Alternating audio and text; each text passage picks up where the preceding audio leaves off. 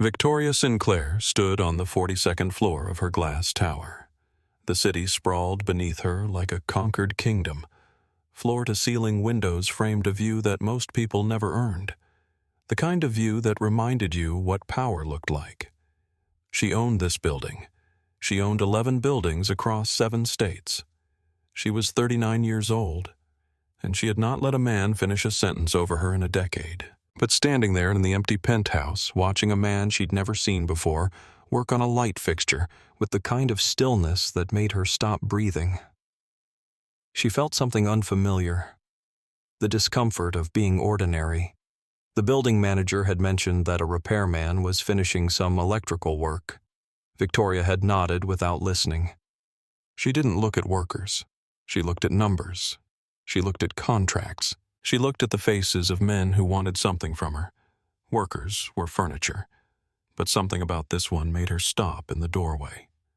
He was on a short ladder, sleeves rolled up, his back broad under a clean gray shirt. He wasn't rushing. He wasn't performing efficiency for the boss who had just walked in. He didn't even turn around.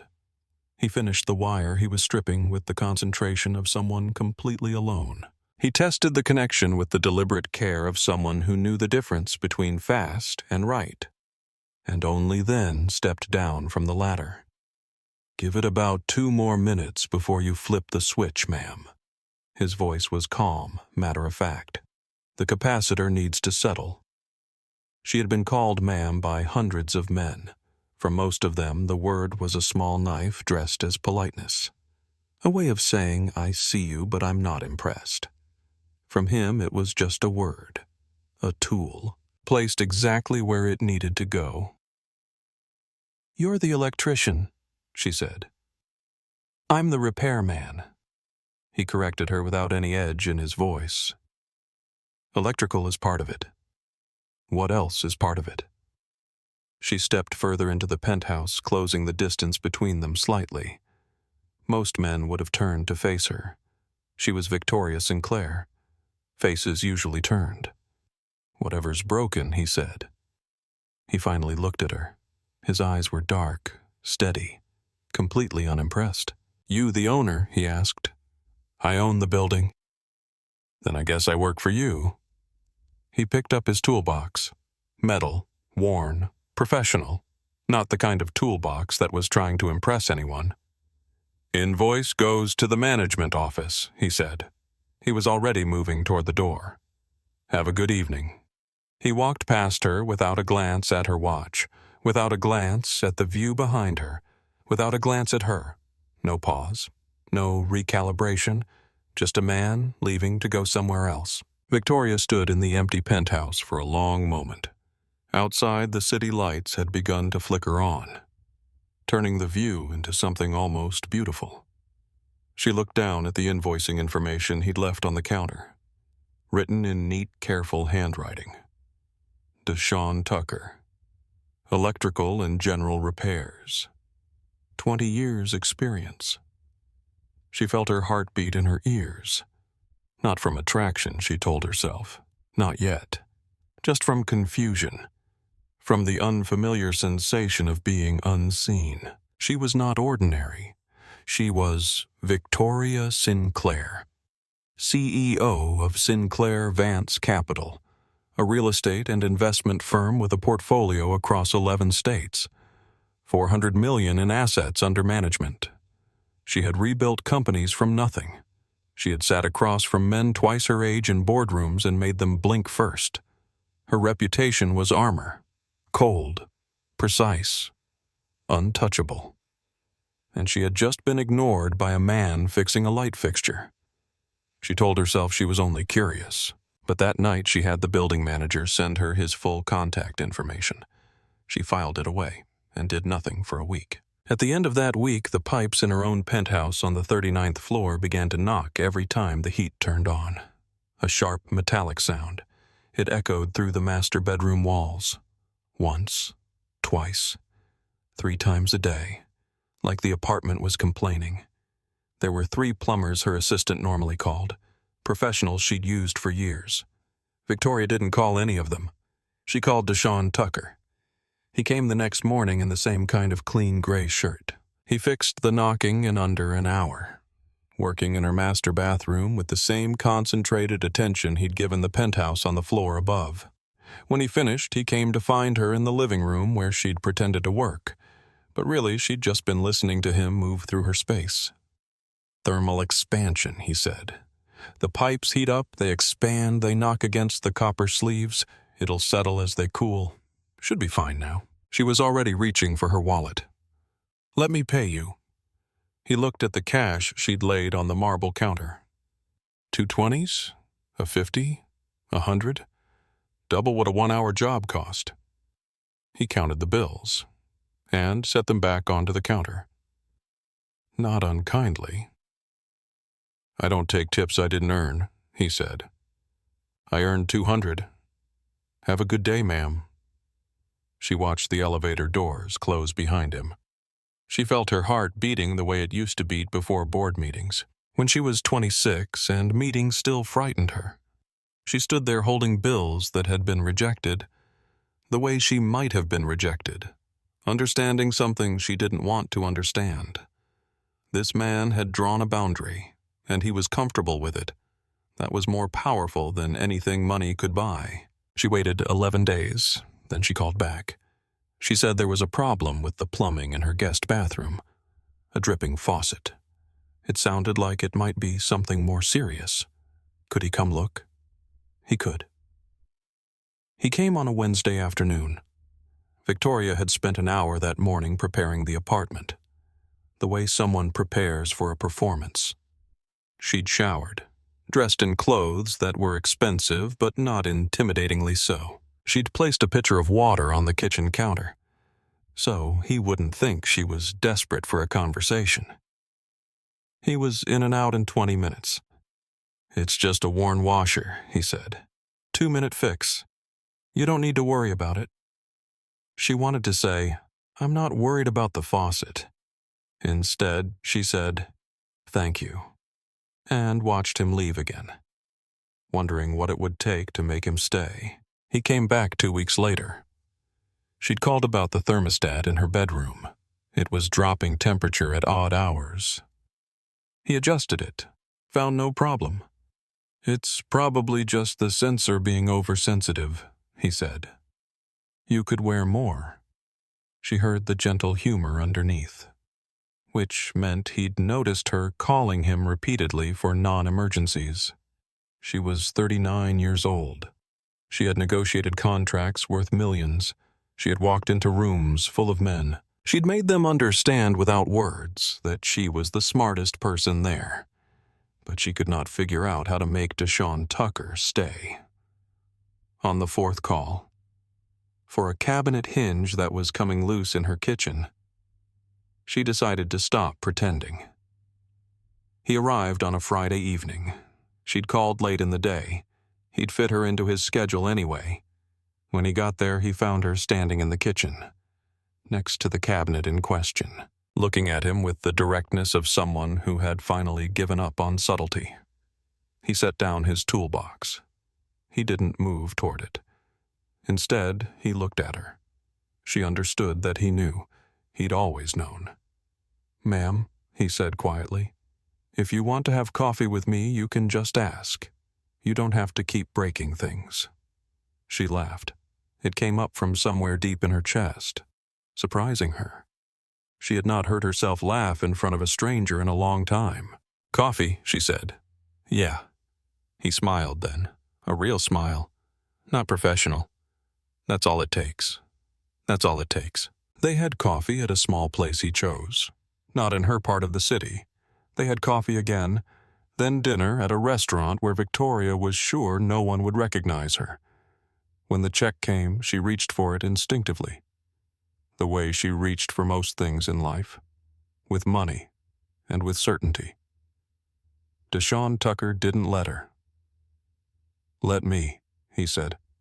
You don't have to. I know I don't have to. I want to. He paid with a card that had been worn soft from real use, the plastic thinned by time, by transactions. When the server brought it back, there was a microsecond of hesitation. The bill was $185. The card looked like it had never paid for a $185 dinner before. Victoria saw that microsecond. She knew DeShawn saw it too. He tipped well anyway. On the drive back to her apartment, she said, "You didn't have to prove anything. I know, we could go somewhere cheaper." "That wouldn't matter to me." "It matters to me," he said. His voice carried no defensiveness. "Just truth. A man pays when he asks a woman to dinner. That's how I was raised. That's how I choose to be." She understood then. She was looking at someone who had decided long ago who he was. And he wasn't interested in negotiating it. The men in her world were always negotiating, always performing. DeShawn was just solid. Over the next 3 weeks, as autumn began to crack the summer open, as the city changed shape, Victoria learned DeShawn Tucker in small pieces. He was 47 years old. He'd been a widower for 15 years. His wife Michelle had died from a stroke. She had died when their son Marcus was just 6 years old. Marcus was now 21, an engineering graduate, working in another state. He called every Sunday at 7 in the evening. DeShawn answered every Sunday at 7 in the evening, and the rest of the week his small apartment was very quiet.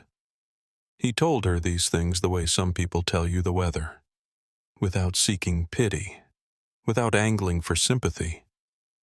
When she asked what he did on the quiet evenings, he said, "I sit. I read a little. I'm still figuring out what a man does when he's done the only job he signed up for."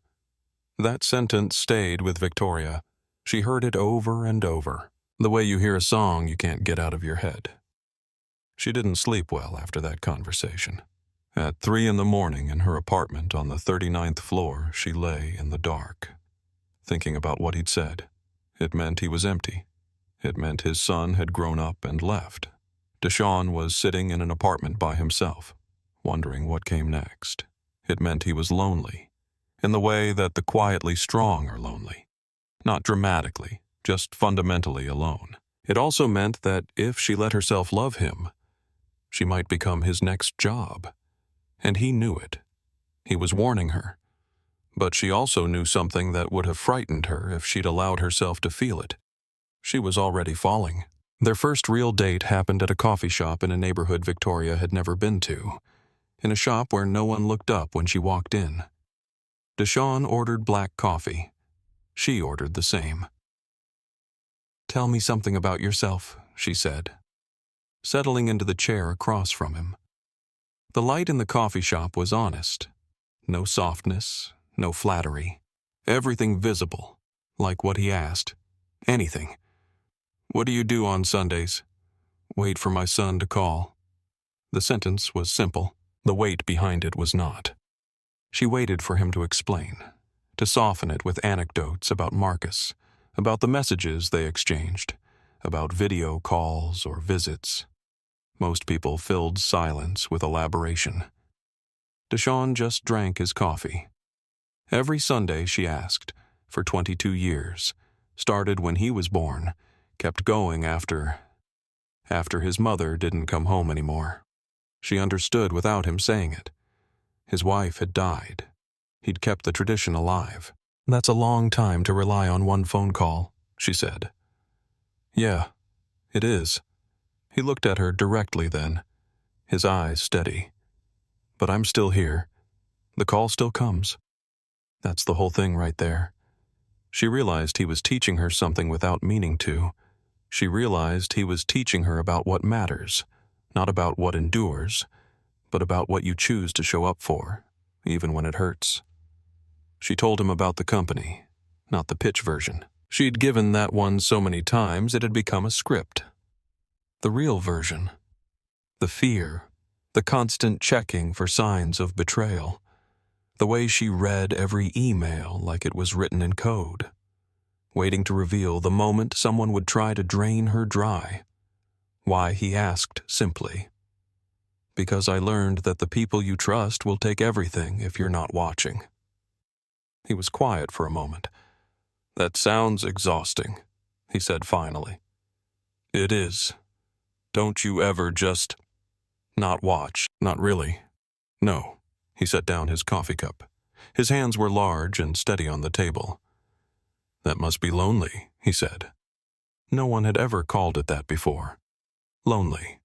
She'd called it necessary, smart, protective, wise, but not lonely. She felt something in her chest shift. The third date was dinner at a nice restaurant. Victoria had chosen it carefully. Nice enough that it mattered, but not so exclusive that it would feel like a performance. When they arrived, the server recognized her. Not her name, but her type. The expensive kind, the power kind. DeShawn noticed. She watched him notice. When the check came, she reached for it automatically, the way she reached for most things in life. "Let me," he said. "You don't have to. I know I don't have to. I want to." He pulled out a card that had been worn soft from real use. The plastic was thinned from transactions, the edges rounded from wallets and pockets. When the server brought it back, Victoria saw the pause, the moment where the restaurant registered, that this card might not clear, that this man might not be able to pay for this meal. DeShawn saw it too. He tipped well anyway, generous, deliberate. On the drive back to her apartment, she said, "You didn't have to prove anything." "I know. We could go somewhere cheaper. It wouldn't matter to me." "It matters to me," he said. His voice carried no defensiveness, just truth. A man pays when he takes a woman out. That's not about you. That's about who I am. She wanted to say, "You're worth more than this worry about money," but she understood that to say it would diminish what he'd just done. He hadn't been trying to prove he could be her equal. He had been proving that he was comfortable being himself, even when the world sent messages that he should be something else. That night, driving home alone after dropping him at his apartment, he'd insisted on taking the bus to work. Didn't want her to feel obligated to chauffeur him. She realized she was in trouble. She was falling in love with a man who fixed broken things for a living. A man who wore gray work shirts, who had calloused hands, who didn't need her money, her power, her name. A man who simply wanted to know her. That was both the most beautiful and most terrifying thing she could imagine. They dated for 3 weeks. Victoria learned him in pieces. The way you learn something fragile, carefully, with attention to the structure underneath. He told her about Michelle, how she'd been vibrant and loud, how she'd laughed at her own jokes, how she'd burned everything she tried to cook, how she'd loved him in that particular way that made him feel like the most important person in every room. Then she got sick. He told her about raising Marcus alone, about double shifts at warehouse jobs that destroyed his back, about night classes to teach himself a trade, about the moment when Marcus had grown up and moved out for college. DeShawn had realized something fundamental. The only job he'd signed up for had changed. The boy still needed him, but differently now. Victoria listened. She didn't interrupt. She didn't offer solutions. And one night, lying in the dark of her apartment on the 39th floor, she heard his sentence over and over. "I'm still figuring out what a man does when he's done the only job he signed up for." It meant he's empty. His son is gone. He's waiting for his life to start again. It also meant you could be the thing that fills that emptiness. It also meant, and you know it, and you need to decide if you can handle being that for him without destroying him the way life already has. She realized she was afraid. Deeply, fundamentally afraid, because wanting something with this intensity was exactly how her mother had taught her to lose everything. At 22, Victoria had been sitting by a hospital bed in Connecticut, holding her mother's thin hand. Eleanor Reed was dying, and Victoria was promising, "I'll build it back, Mom. Whatever he took, I'll build it back double." He was Richard Ashford. Richard had been her business partner. More than that. He'd been the person she trusted more than she trusted herself. She'd known him since college. She'd given him her secrets, her dreams, her vision for what Sinclair Vance Capital could become. While her mother was dying, Richard had drained the seed capital, $200,000. She'd saved it since she was 18, all of it gone, into accounts he controlled. Her mother had lived long enough to know the company was gone. She had not lived long enough to see Victoria rebuild it. Victoria had rebuilt it anyway. At 24, she'd rebuilt it from zero. At 28, she'd built a second one. At 35, a third. Each time she'd rebuilt, she'd added another lock. Another lock to whatever soft thing was still alive in her. She'd learned to test men the way she'd been betrayed, a loaned watch left on a table, to see if it walked away. A mention of a property dangled in conversation, to see how quickly they offered to help. A bad investment described, to see if their eyes dilated with wanting. Not one had passed her tests. By 35, she'd stopped being disappointed. She'd started finding it clarifying. Men were readable. That was the gift Richard had given her, the gift of understanding people as transactions. But DeShawn Tucker was not readable. Victoria Sinclair knew which property would be the final test. It was the one no one on her executive team knew she still owned. No one in her company knew. She held the deed to a 5-bedroom house, 2.5 acres, in the older hills outside the city. No one knew she'd been paying property taxes on that land for 22 years. Without ever stepping foot on it again, it was built in 1950, stone foundation, cedar frame, a wraparound porch that used to catch the late afternoon sun. Her mother had bought it in 1991, the same year Victoria turned 22, the same year she'd promised to rebuild everything Richard had stolen. Eleanor Reed had loved that house. She danced in the kitchen to old radio stations on Sunday mornings, barefoot, unself-conscious, the way Victoria had never learned to be. She'd planted a peach tree in the back garden. She'd raised Victoria in those rooms, had made Victoria understand what home meant, before Victoria had learned that homes could be taken away. Eleanor had died in the back bedroom on a Tuesday in October. Victoria had sat with her while she went. She'd held her hand. She'd whispered the promises that mothers need to hear from daughters, that she would be all right, that the company would be fine, that Eleanor's life had mattered. She'd lied about all of it.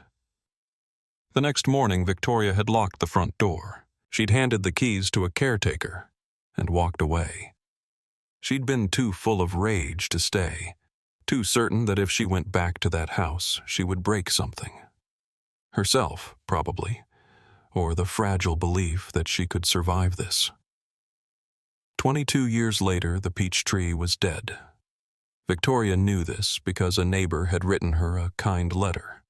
She'd read it and filed it and never gone back. The house was worth $4.2 million on the current market. She had not listed it. She had not sold it.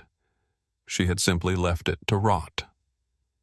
Now sitting at her desk on a Thursday evening in late September, Victoria was thinking about asking DeShawn Tucker to fix it, to walk through the place where her mother had died, to rebuild what had been left to rot, to see her at her most broken. She realized she couldn't schedule the test. Her hands wouldn't move to her calendar, because if she took him there, he would understand something true about her, the broken part, the part that hadn't rebuilt, the part that was still afraid. She thought about his steady eyes, the way he didn't flinch at her money, the way he'd paid for dinner with no apology, no shame, just the quiet certainty of a man who knew who he was. She opened her calendar. She typed the address of Rosewood Estate into an email to DeShawn. Saturday. Bring work clothes. I want to show you something. She didn't tell him where they were going. On the drive, she held the steering wheel the way someone holds something they're afraid will break. The highway stretched out in front of them, trees closing in as they moved away from the city. It was a beautiful drive if you wanted it to be, if you could afford to appreciate it. DeShawn was quiet. He looked at her hands on the wheel. "You all right?" he asked. Fine, she said, which they both knew meant, not fine at all, but I'm not going to talk about it yet.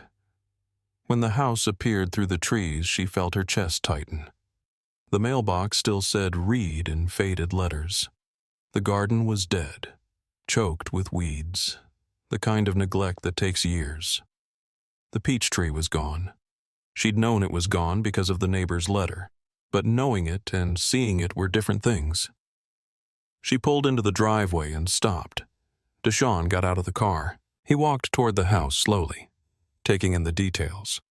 The broken steps, the rotting corner of the roof, the way the stone foundation had begun to weep dark stains. Water damage, age, time.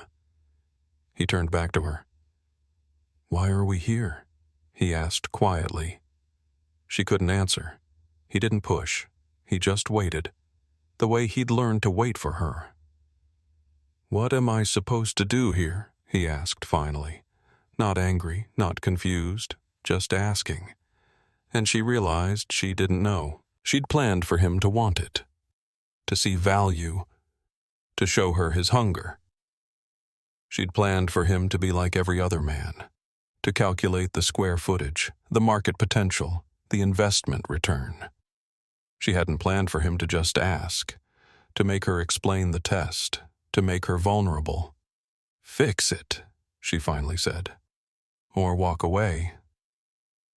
"I don't know." "This is where," she couldn't finish. He waited. "This is where my mother died," she said. The words came out raw. All of them. All the years of running. "And I couldn't come back. So I want to know if you can see something broken and not just see loss. If you can see potential. If you can see anything but the ending." He stood in the driveway of a house that was not his, looking at a woman who had just handed him power without meaning to, without being able to take it back. He understood what she'd done. He understood the test. "Okay," he said simply. "I'll fix it." And she understood then that she'd been testing the wrong thing. She'd been looking for a man who wouldn't break. What she needed was a man who would stay broken with her, while she learned how to rebuild. DeShawn arrived Saturday morning with a work truck, tools, and a thermos of black coffee. He parked carefully in the overgrown driveway and stood for a long moment, taking in the scale of the work. Victoria watched from the porch. She didn't help. Not yet. He moved methodically. He cut back the weeds along the asphalt with a machete he pulled from his truck bed. He measured the sagging left side of the porch. He took photographs, not for insurance or documentation, just for himself, to remember what it looked like before. Then he removed the dead peach tree. He did it carefully. Chainsaw work made gentle. He cut it at the base, cut it into sections he could move. When the stump was gone, he dug at the roots with a hand shovel, pulling them up by force until the earth was clean. Then he dug a new hole, deeper than necessary. He lined it with fresh compost and left it waiting. When Victoria came down from the porch, he was washing his hands at the garden hose. He turned to her without words, handed her the thermos. She took it and drank. Black coffee, very hot. She understood that this was how he'd decided to begin. "I took the house," he said. "I know. I signed it over. To myself. Legally. Got a lawyer at Legal Aid Clinic to handle the paperwork." "I know. I don't want it the way you signed it over." His voice was steady, factual, not accusatory. "I'm not built to carry a gift that big from anyone. I'll pay you for it. I can't pay you what it's worth. I can pay you what I can pay you over as many years as it takes." He showed her the paperwork. Fair terms, conservative terms, terms that would take him 10 years to pay off, but terms that were genuine. "If you want to be in this house with me," he continued, "you're going to have to be in it as a person and not as the woman who bought it. You're going to have to put your hands on the walls. You're going to have to get dirty. You're not going to hire anyone to do the parts that are hard. I'm not going to let you buy your way into any room of this place, because if you do, you and I are going to end up in the same story you've been in your whole life.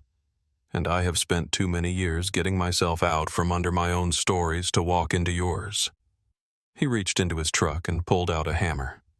"Old, wooden handle, dark with use. That's the condition. It's the only one I've got. If you can hold this, we can start." She took the hammer. The weight of it was strange in her palm. She had not held a hammer in her life. "I don't know how to use it," she said. "I know. That's fine. I'll teach you." He showed her how to pull an old nail without splitting the board around it. She split 3 boards. He didn't correct her sharply. He just handed her new boards and showed her again. By the time the sun dropped behind the ridge, she had pulled 2 nails correctly. Her palms were raw. They both knew it would get worse before it got better. But she was laughing at something stupid he'd said about the noise the old floorboards made, and she realized halfway through the laugh that she was laughing with her whole chest. For the first time in a long, long time. Over the next weeks, she came to Rosewood on Saturdays, then Saturdays and Sundays. Then, by the end of October, on the 2 or 3 weekday evenings when she could leave the office by 6. She learned to sand without splitting wood. She learned to patch drywall. She learned to tell a load-bearing wall from a partition wall by tapping it with a knuckle and listening to the sound. He let her be bad at things. He let her be slow. On the evenings when she couldn't be slow. When some deal had gone sideways. When she arrived with her jaw set and her shoulders up by her ears. Tension radiating from her like heat. He didn't try to talk her down. He handed her a task that needed force. Pulling nails, smashing drywall, breaking things down to their components. And he let her spend all her force on the house. By 9 at night, her shoulders would be down again, her rage spent. And the house would have taken what she had brought it and transformed it into something real. They worked while the autumn light turned golden and then brown, while the leaves changed and fell, while the world prepared for winter.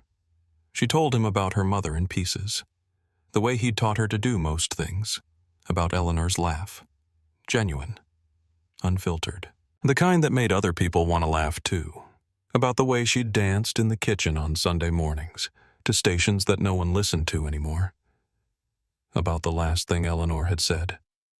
"I'm proud of you, Evie." Victoria had refused to believe her mother meant it. Believing it would have required her to be someone who could be proud of herself. He told her about Michelle, about the long years raising Marcus alone, about the particular shape of an apartment when the only person you'd raised has grown up and gone, about the Sunday calls that kept him alive, and the silence in between that nearly killed him. He told her that he'd been in his quiet way as lonely as she'd been loud, that he hadn't known the morning she first called him to fix her pipes, that he was about to start climbing out of a long silence, that she'd pulled him back into the world by being the kind of broken that made him feel less alone. By week 6, they'd finished the main structural work. The house was beginning to look like something again. The roof was patched. The foundation was stabilized. The frame was solid. Victoria was standing in the master bedroom on a Sunday morning in late October, the room where her mother had died. She was alone. DeShawn was in town, fixing a job for another client. She was standing still, one hand on the wall where the bed had been. Not working, just standing, just remembering.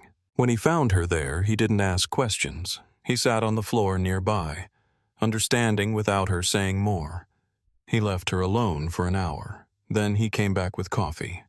Later that afternoon, she asked him to show her the plans for the bedroom renovation. How he was thinking about approaching it. What materials he wanted to use. He pulled out his sketches, careful drawings in pencil, detailed and precise. They showed her his vision. New flooring, fresh paint. The wall where her mother died not erased but honored. Not changed into something unrecognizable, but healed. When he unrolled the sketches, a small piece of paper fell out. He picked it up quickly. Not quickly enough. She saw the list. Her hands went cold. "What is that?" she asked. He folded it, put it in his pocket. Nothing. "DeShawn, show me." He pulled it out, on the paper in his careful handwriting. Things to watch for. Does she flinch when entering Mother's room? Does she try to avoid certain spaces? Does she mention the money company? Does she test if I'm scared of her grief? Does she try to turn the house into something safe instead of real? She read it 3 times before it registered. "You've been analyzing me?" she asked quietly. "I'm trying to understand you. By keeping notes, by paying attention." She felt something crack in her chest. "Like I paid attention to you," she said. Her voice was steady but dangerous. "Like I paid attention when you were fixing things I'd broken on purpose." He didn't answer. "Did you set up cameras?" she asked. He was quiet too long. "Yes," he finally said. "Not in the bedrooms, kitchen, living room, front entrance. I needed to know what this was. What was, whether you were serious, whether you were running, whether the moment I wasn't looking, you'd disappear." She walked out of Rosewood Estate without another word, got in her car, drove back to the city with shaking hands. He didn't follow her immediately. When he did, she was standing in the driveway of her apartment building. "I test people," she said, "because I need to know who they really are. But I don't do it while they're sleeping. I don't document it. I don't pretend I'm being helped when I'm actually being examined. I wasn't pretending you were monitoring. You set up cameras in a house I'm trying to heal in. You kept notes, just like I kept tests. Just like I've been doing for decades, building armor one lock at a time, unable to trust anyone because I learned a long time ago that people with access will drain you dry." She stopped. The realization hit her like a hand pushing hard on her sternum, just like she'd been doing. The exact same thing. Different methods. Same wound. "I was scared," he said quietly. "Of what? Of this? Of you deciding I wasn't worth the risk? Of you? Of getting close to someone who needed me to be a certain way to stay? I've been there. With Michelle. She needed me to be stable while she was sick. The moment she wasn't, I had to figure out who I was without the job. I wasn't going to walk into another woman's need and disappear when she got better. So you monitored me, like I monitor people. So I tried to understand what was real." She turned away. "Take out the cameras," she said. "Evelyn." He used her real name, realized his mistake. She'd never told him that name, not really. She'd kept it locked away. "Take them out, and after you do, I'll decide whether this is real or whether we're both just playing the same game in different costumes." That night, he took out the cameras. All 3. He removed them carefully, without watching what they'd recorded. He understood that the footage didn't matter anymore. The violation did. The not trusting did. When she came back the next morning, he handed her the memory cards. All 3, unwatched, never reviewed. "I trust you," he said. "But I also trust my fear. Both are allowed." She looked at the memory cards in her hand. Tiny things, insignificant things, massive things. "Both are allowed," she repeated. It wasn't forgiveness yet. It was the first step toward believing that love could exist without verification. For 3 days, she didn't call him. She sat in her office and processed what they'd both done. How they'd both come to the same solution to the same wound. Control. Observation. The illusion of safety through surveillance. On the 4th day, she called him. She asked if she could come to Rosewood. He said yes. She arrived in the evening. He wasn't there. She found a key under the porch mat with a note. "Go to the master bedroom. Wait for me." She climbed the stairs alone. Found the room with the peach tree view, the room where Eleanor had died, the room they'd been healing together. She sat on the bare floor where the bed had been. And she finally broke. Not quietly, not composed. She sat on the bare floor of her mother's bedroom. And she sobbed. The kind of sobbing that bends you double, that you can't control, that comes from somewhere beyond thought or strategy. She cried for her mother. She cried for the peach tree. She cried for all the years of testing, of control, of not trusting. She cried because she loved a man, and it terrified her. What if she broke him the way she'd been broken? When DeShawn found her, he didn't try to fix it. He didn't offer solutions or comfort or words. He just sat next to her on the floor and held her while she fell apart. He held her the way you hold something that's breaking and let it break, understanding that what it needed wasn't to be prevented from shattering, but to be held while it did.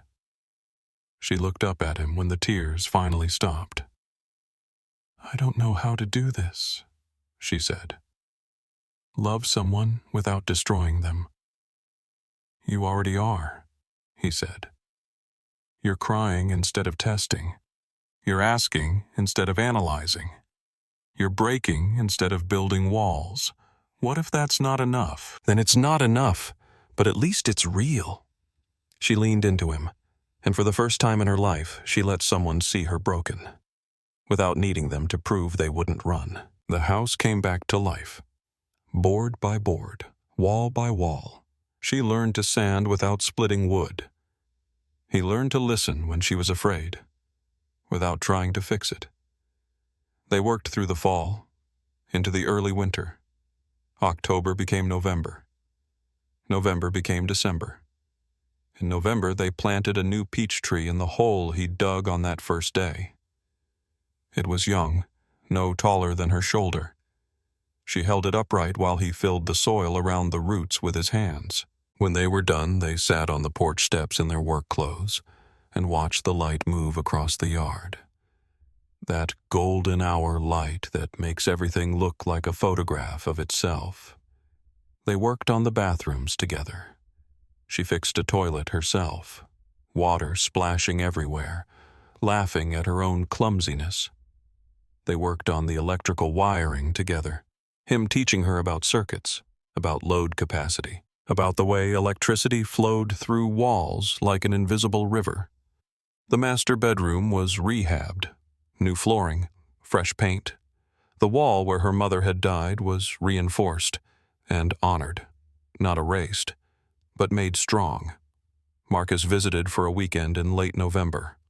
DeShawn's son, Victoria had never met him, was terrified of meeting him, but Marcus was 21 and kind, and helped them carry materials, and didn't ask questions about their relationship. On the second evening, he pulled his father aside. "Whatever you're doing," Marcus said, "keep doing it." Dad sounds happy. Each evening they were at Rosewood. After the work was done, they'd sit on the restored porch and talk about the future, what the house could become, what they could become, whether it was possible for two people this broken to build something real. "Do you think we can?" she asked one evening in early December. "Do I think we can what?" "Build something real. After everything, after the tests and the cameras and all of it?" He was quiet for a long moment. "I think he said finally that building something real isn't about perfection. It's about choosing to stay even when you see all the broken parts. It's about saying, I know you. I know what you're afraid of. And I'm choosing you anyway. What if it breaks again? Then we'll rebuild it again. That's what we do. We rebuild." The house was nearly finished. Only final touches remained. Some trim work, some painting.